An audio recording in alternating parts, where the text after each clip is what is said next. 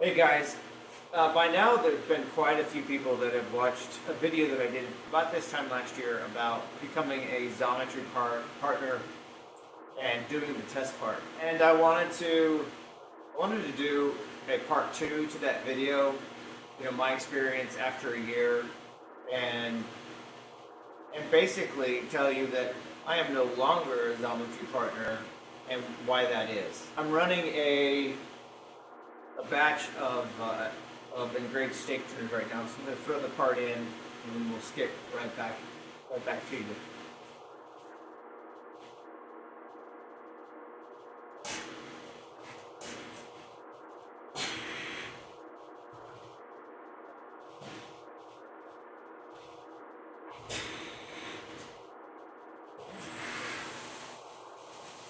Okay. All right. So hopefully you can hear me. Never try new tech out on a video, but I've got a new microphone, and I'm using Blackmagic Studio DaVinci Resolve camera. So this whole thing might be a flop and not even work. But first off, I'd like to start with I'm not a machinist. Okay. I've got a CNC mill. I've got a nice Logan lathe. I got a PM 728V Precision Matthews drill mill, but I'm not a machinist. I've got an anvil, a couple of forges, a fly press, a hydraulic. I'm not a blacksmith. I'm a problem solver.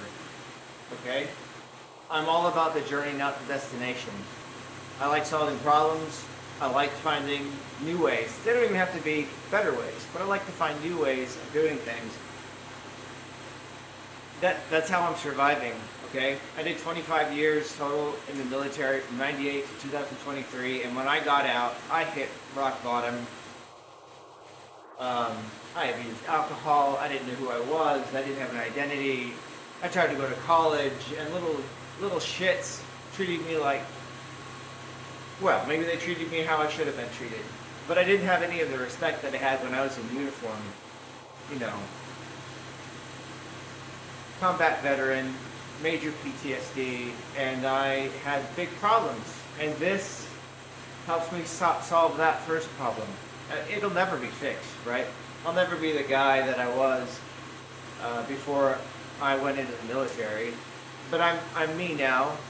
And so, that being said, I'm out here every day to solve problems and to try and live the happiest life that I can live for me. And Xometry, let's rewind a year, let's rewind even 2 years. Xometry seems like a really cool idea. It seems like a really fun method to use this mill, maybe even make some money, right? And so I went for it. I did the practice part, took a few tries, but it wasn't too bad. And that passed with flying colors, and I became a partner. I got a coach in Xometry and followed his instructions to the best of my ability. And every day I was on that site a few times a day on the job board, looking for parts to do so I could tear up. All right, right? Oh. Okay, looks good. So I could tear up in my partnership and get better parts to do. And just to be perfectly honest, I never teared up. I didn't find the parts that I felt comfortable accepting and doing. There were a couple times. One part I remember very specifically was an A2 part, and I was looking for, I've got a 3-axis mill. So I was looking for 3-axis work. I don't have a fourth, and I don't do 5.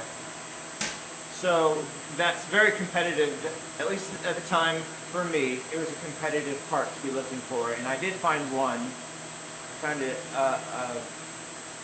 might have been a 2 or 3 part in A2 steel, and I'm comfortable working in alloy steels.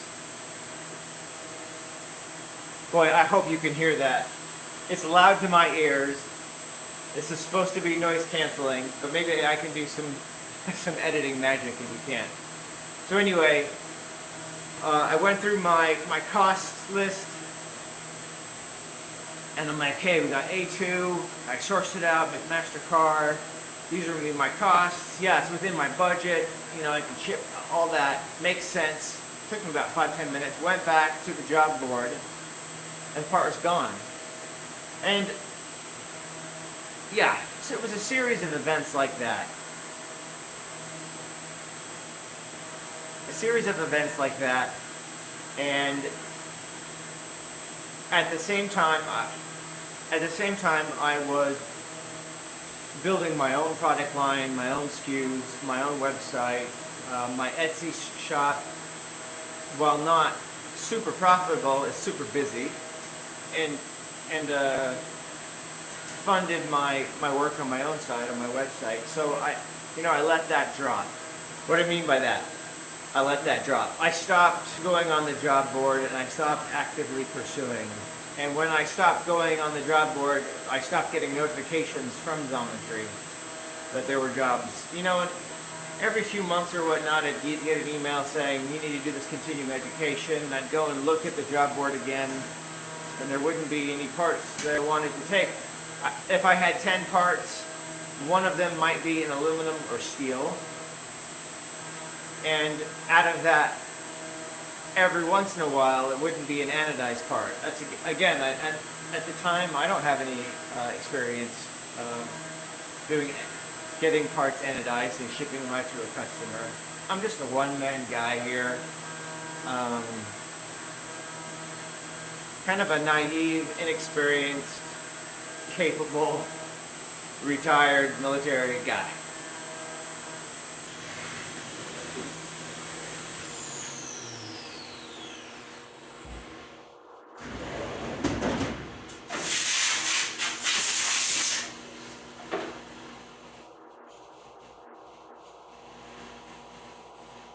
Okay. All right. We got 2 more to go. So part 2 of this video that I wanted to talk about was leaving Xometry. So I'm gonna let me get this quiet again. We get a quiet moment here. All right. So part 2, Xometry. First of all, I thought the website, let's go pros. I thought the website was very well put together. All of the employees, everyone I ever talked to was always very professional, very knowledgeable, and helpful. So, they have a lot going for it. And I know guys with the same mill, style X7, probably X9, but styles that seem to be doing well on it. So it's probably just me. I mean, I am a misfit. It just didn't work out. It might just be timing, right?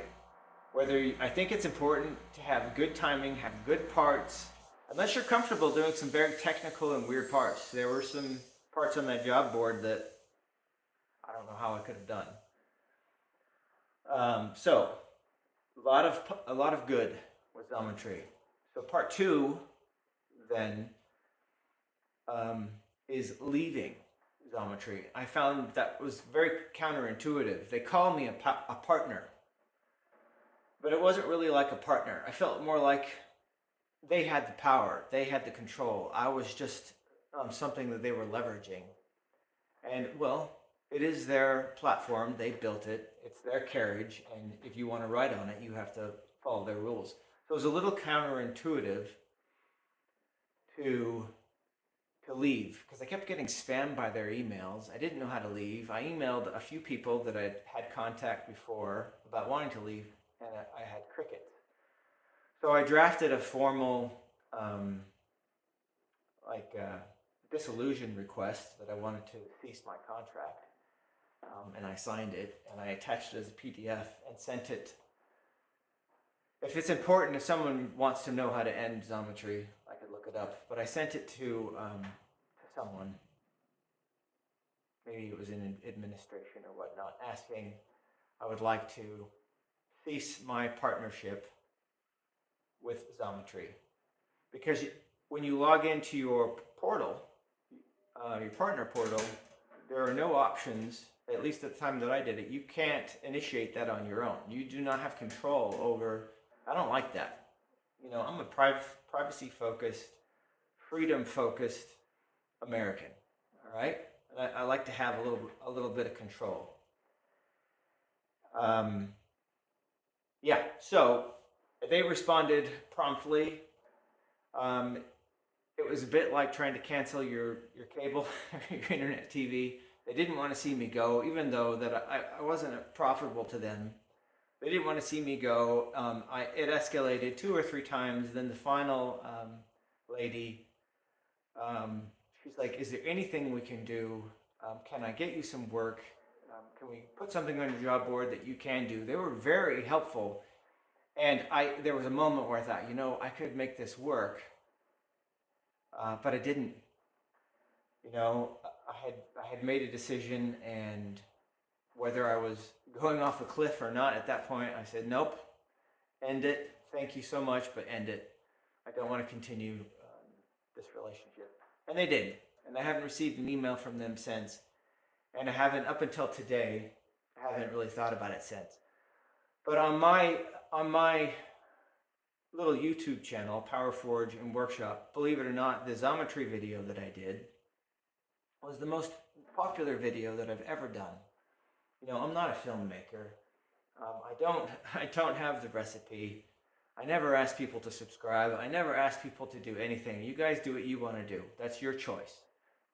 If you want to not watch me, that's what I want you to do. So, but since it was so popular, I felt like I needed to make a part 2 and let you know how it ended. I'm not going to try and get work with any other company. I don't need the money. You know, I worked hard my entire life, and you know, I'm at the point. I'm in my mid-50s, but I'm old enough to look back and realize that the balance is tipped, and I have a far fewer years than I have before me. You know, I feel like if I make it till I'm 60, you know, I have a pretty good chance of making it till I'm 70. But I'm going to spend these last 5 or 30 years just enjoying my life. I worked really hard. I saved a lot of money. I'm not in debt. Even my house is paid off, so I don't need the money. But I need the journey. I need the problem solving. That's why I did it. It was fun. It was a fun little part. It was fun to mill in aluminum, because I never work in aluminum. You know, I work in 52100, 4100 mostly. Sometimes mild steel. Sometimes railroad spikes. But anyway, if you stuck with me this far, I'm sorry for all the TMI. In a previous video, I talked about what I wanted to do differently in 2026. And in 2026, my journey is going to be to learn more about YouTube, to understand YouTube, understand my viewers and their expectations, and slowly improve my videos. Maybe 1% at a time, maybe one thing at a time. But your viewership is appreciated. Your comments are appreciated. If you don't, if it's some really positive feedback that's going to let me down, feel free to email me or put it in the comments. Help me out.